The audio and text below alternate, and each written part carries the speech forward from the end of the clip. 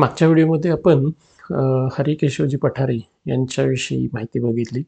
आता या व्हिडिओमध्ये आपण कृष्णशास्त्री चिपळूणकर, एक महत्त्वाची व्यक्ती 1824 ते 1878 मध्ये 1824 ते 1878 या कालावधीमध्ये आपल्याला एक महत्त्वाची व्यक्ती पाहायला मिळते, ती म्हणजेच कृष्णशास्त्री चिपळूणकर.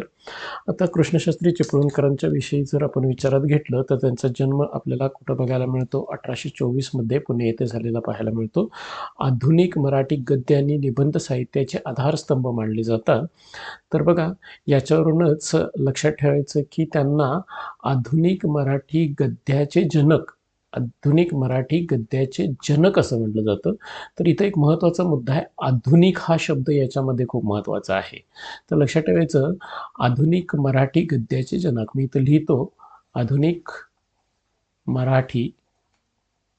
मराठी गद्याचे जनक, गद्य जनक असं म्हणतो मी.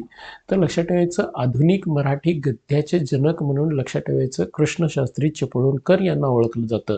परंतु जर हा आधुनिक शब्द काढून टाकला, बघा, हा आधुनिक शब्द जर काढून टाकला आणि मराठी गद्याचे जनक असं विचारलं तर ते बापू छत्रे आहेत.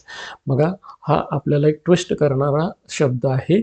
आधुनिक मराठी गद्याचे जनक हे कृष्णशास्त्री चिपळूणकर आहेत आणि मराठी गद्याचे जनक हे आपल्याला बापू छत्रे पाहायला मिळतात. तर असा आपल्याला गुगली सारखा प्रश्न काय केला जाऊ शकतो, इथं फ्रेम केला जाऊ शकतो. मराठी गद्याचे जनक बापू Chhatre, no doubt is there. परंतु आधुनिक मराठी गद्याचे जनक जर विचारात घेतले तर आधुनिक मराठी गद्याचे जनक हे जर विचारात घेतले तर ते विष्णुशास्त्री चिपळूणकर आहेत. थोडंसं मिस्टेक, की विष्णुशास्त्री चिपळूणकर हे आधुनिक मराठी गद्याचे जनक आपल्याला पाहायला मिळतात. त्यांना निबंध मालाकार असं म्हटलं जातं आणि त्यांचे वडील म्हणजे कोण आहेत तर कृष्णशास्त्री चिपळूणकर. तर थोडीशी इथं चेंजेस करून लक्षात घ्या की मराठी गद्याचे जनक हे बापू छत्रे आहेत, आधुनिक मराठी गद्याचे जनक हे विष्णुशास्त्री चिपळूणकर आहेत आणि त्यांना निबंध मालाकार असं म्हटलं जातं. निबंधमाला हे लिखाणाचं काम त्यांनी 1874 मध्ये केलेलं पाहायला मिळतं विष्णुशास्त्री चिपळूणकर यांनी. तर विष्णुशास्त्री चिपळूणकर यांना आधुनिक मराठी गद्याचे जनक असं म्हटलं जातं. शालापत्रक, बघा, विष्णुशास्त्री चिपळूणकरांनी शालापत्रक याच्यातून लिखाणाला सुरुवात केली. 1868च्या दरम्यान आपल्याला सुरुवात केलेली पाहायला मिळते. त्याच्यानंतर त्यांनी मराठी भाषेची सांप्रत स्थिती सांगण्यासाठी निबंधमाला सुरुवात केली. त्याच्यामध्ये जवळजवळ त्यांनी 25 जानेवारी 1874 मध्ये त्यांचा अंक प्रसिद्ध झाला आणि याच्यापासून त्यांना निबंधमालाकार असं म्हणण्यात आलं. त्यांचे वडील कोण आहेत तर कृष्णशास्त्री चिपळूणकर. मराठी भाषेच्या शास्त्रीय पाया देणाऱ्या व्यक्तींमध्ये त्यांना गणलं जातं. कोणाला? कृष्णशास्त्री चिपळूणकर यांना. त्यानंतर शिक्षणाचा विचार केला तर संस्कृतचे पारंपरिक शिक्षण पूर्ण केलेलं होतं. नंतर पुणा महाविद्यालयामधून इंग्रजीचा अभ्यास केला. अर्थशास्त्र, मानसशास्त्र, कला, गणित या विषयांचे त्याने अध्ययन केलं. बघा, कृष्णशास्त्री चिपळूणकरांनी कोणत्या विषयाचं अध्ययन केलं तर अर्थशास्त्र, मानसशास्त्र, कला आणि गणित या विषयांचं अध्ययन केलेलं पाहायला मिळतं. पुन्हा एकदा थोडंसं आपण विचारात घेऊया की आपण जर कृष्णशास्त्री चिपळूणकरांचा परिचय विचारात घेतला तर 1824 ते 1878 पर्यंत त्यांचा कालावधी पाहायला मिळतो. 1824 मध्ये पुणे येथे त्यांचा जन्म झालेला आहे. आधुनिक मराठी गद्य आणि निबंध साहित्याचे आधारस्तंभ म्हणून ओळखले जातात.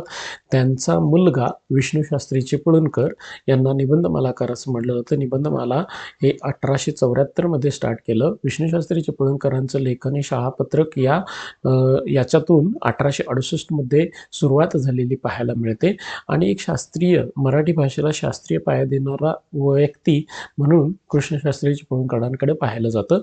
आधुनिक मराठी गद्याचं जनक म्हणून विष्णुशास्त्री चिपळूणकरांना ओळखलं जातं, तर मराठी गद्याचा जनक म्हणून बापू छत्रे यांना ओळखलं जातं. त्याच्यानंतर आपण जर विचारात घेतलं नोकरी आणि पद कोणती स्वीकारलीत कोणी? कृष्णशास्त्री चिपळूणकरांनी. तर लक्षात ठेवायचं, 1852 मध्ये अनुवादक म्हणून सरकारी नोकरी स्वीकारलेली पाहायला मिळते. पुण्याच्या पाठशाळेत सहाय्यक प्राध्यापक म्हणून त्यांनी काम केले. दक्षिणा प्राईज कमिटीचे चिटणीस म्हणून त्यांनी काम केले. पुन्हा ट्रेनिंग कॉलेजचे प्राचार्य बनलेले आहेत. ब्रिटिश सरकारकडून reporter on the native press पदावरही त्यांनी काम केलेलं पाहायला मिळतं. तर बघा, आपल्याला बऱ्याच अंशी खालीलपैकी कोणत्या गोष्टी कृष्णशास्त्री चिपळूणकरांशी संबंधित आहेत असं विचारलं जाऊ शकतं. तर 1852 मध्ये अनुवादक म्हणून काम केलेलं आहे. पुण्याच्या पाठशाळेत सहाय्यक प्राध्यापक म्हणून काम केले. दक्षिणा प्राईज कमिटीचे चिटणीस म्हणून काम केले. पुन्हा ट्रेनिंग कॉलेजचे प्राचार्य, ब्रिटिश सरकारमध्ये report on the native press हे पदावरती सुद्धा त्यांनी काम केलेलं पाहायला मिळतं. तर कृष्णशास्त्री चिपळूणकरांचा ग्रंथ आणि साहित्याचा जर विचार केला, अर्थशास्त्र परिभाषा 1855 मध्ये त्यांनी काय केलेलं आहे, लिहिलेलं आहे. John Stuart Mill, JS Mill यांच्या principle of the political economy या ग्रंथाचं ते भाषांतर आहे. बघा, प्रिन्सिपल ऑफ पॉलिटिकल इकॉनॉमी या ग्रंथाचं भाषांतर अर्थशास्त्र परिभाषा जॉन स्टुअर्ट मिल यांनी लिहिलेला तो ग्रंथ आहे. मराठीतून राजकीय अर्थशास्त्राचे पहिले विस्तृत विवेचन केलेलं आहे. राजकीय अर्थशास्त्राचे विस्तृत विवेचन 13 भागामध्ये ह्या ग्रंथाची त्यांनी मांडणी केली. फक्त पहिल्या प्रकरणाचे भाषांतर प्रकाशित झाले आणि दुसरे प्रकरण भाषांतरित झाले परंतु प्रसिद्ध झाले नाही. तर लक्षात ठेवायचं, याच्यामध्ये अर्थशास्त्र परिभाषा 1855 मध्ये कृष्णशास्त्री चिपळूणकर यांनी लिहिला. JS मिल यांच्या प्रिन्सिपल ऑफ पॉलिटिकल इकॉनॉमी या ग्रंथाचं ते भाषांतर आहे. अनेक विद्या मूलतत्व ग्रंथ, बघा, अनेक त्यांचा ग्रंथ जो आहे अनेक विद्या मूलतत्व संग्रह 1861 मध्ये प्रसिद्ध झाला. मराठीतून ज्ञानकोशीय स्वरूपाचा पहिला ग्रंथ आपल्याला पाहायला मिळतो. ज्ञानकोशीय स्वरूपाचा पहिला ग्रंथ. रसायनशास्त्र, गणित, ज्योतिष, कला, नैतिकता, इतिहास यांची माहिती त्याच्यामध्ये आपल्याला पाहायला मिळते. विद्यार्थ्यांसाठी ते ज्ञान विस्तार करणारा ग्रंथ असं मानलं जातं. ज्ञानकोशीय स्वरूपाचा पहिला ग्रंथ अनेक विद्यामूल तत्वसंग्रह 1861 मध्ये त्यांनी प्रसिद्ध केलेला आहे. अर्थशास्त्र परिभाषा, त्याच्यानंतर आपल्याला पद्मरत्नावली, बघा, पद्मरत्नावली 1865 मध्ये जाहिरातीतून लोकप्रिय झालेला हा काव्यसंग्रह आहे.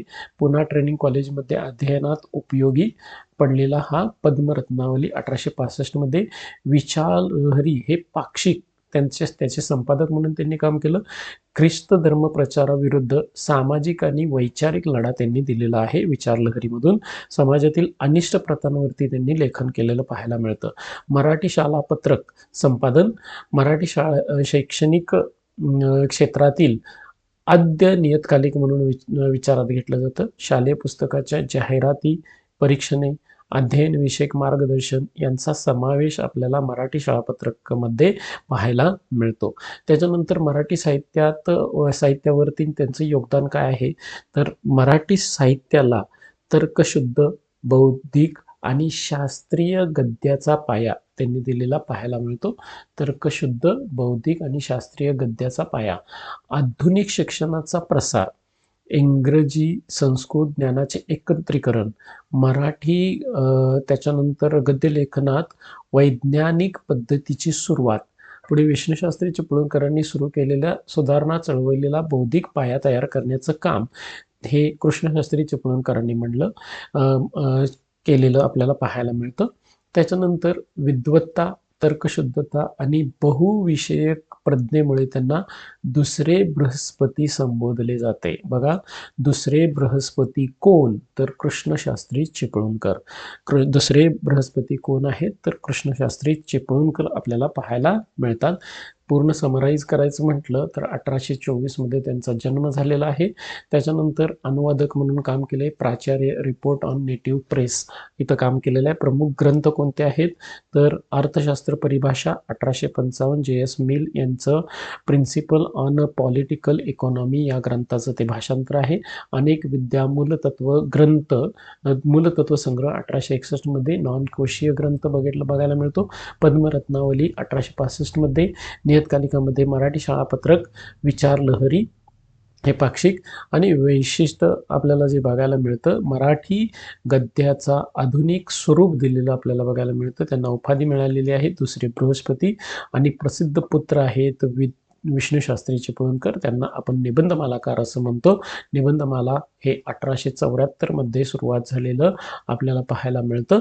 तर अशा पद्धतीचं आपल्याला कुणाबद्दल, तर कृष्णशास्त्री चिपळूणकरांबद्दल माहिती पाहायला मिळते. कृष्णशास्त्री चिपळूणकर 1824 ते 1878 या कालावधीमध्ये त्यांनी आपल्याला खूप मोठ्या प्रमाणात बऱ्याचशा गोष्टी काय केलेल्या आहेत, एक दुसरे बृहस्पती म्हणण्या इतपत त्यांनी खूप आधुनिक अशा गोष्टी आपल्याला प्रोव्हाईड केलेल्या पाहायला मिळतात. याच्यानंतर आपण पुढल्या व्हिडिओमध्ये पाहणार आहोत गोविंद बाबाजी जोशी यांचा कालावधी आहे 1826 ते 1906. बघा, आपण आत्ता कृष्णशास्त्री चिपळूणकरांविषयी माहिती मिळवली. मग त्याच्यामध्ये अर्थशास्त्र परिभाषा 1855, अनेक विद्या मूलतत्व संग्रह 1861 मध्ये, पद्मरत्नावली, विचार लहरी, मराठी शाळापत्रक असे आपल्याला त्यांचे बरेचसे ग्रंथ पाहायला मिळतात. आणि ग्रंथ म्हणा किंवा काय म्हणू शकतो आपण की ग्रंथ, नियतकालिकं वगैरे आपल्याला पाहायला मिळतात. त्यांची नोकरी व पदे कोणती आहेत? अनुवादक म्हणून काम केले, सहाय्यक प्राध्यापक म्हणून काम केले, दक्षिणा प्राईज फंडामध्ये त्यांनी चिटणीस म्हणून काम केले, प्राचार्य म्हणून काम केले, report on the native press या पदावरती देखील काम केलेलं पाहायला मिळतं. तर याच्यामध्ये एक महत्त्वाचा मुद्दा येऊन गेला, तो म्हणजेच काय, विष्णूशास्त्री चिपळूणकर यांना आधुनिक मराठी गद्याचे जनक म्हणतात आणि मराठी गद्याचे जनक हे बापू छत्रे आपल्याला पाहायला मिळतात. तर या पद्धतीची आपल्याला त्यांच्याबद्दलची माहिती इथं पाहायला मिळाली. आपण पुढल्या व्हिडिओमध्ये पाहणार आहोत ते म्हणजेच कोण, गोविंद बाबाजी जोशी.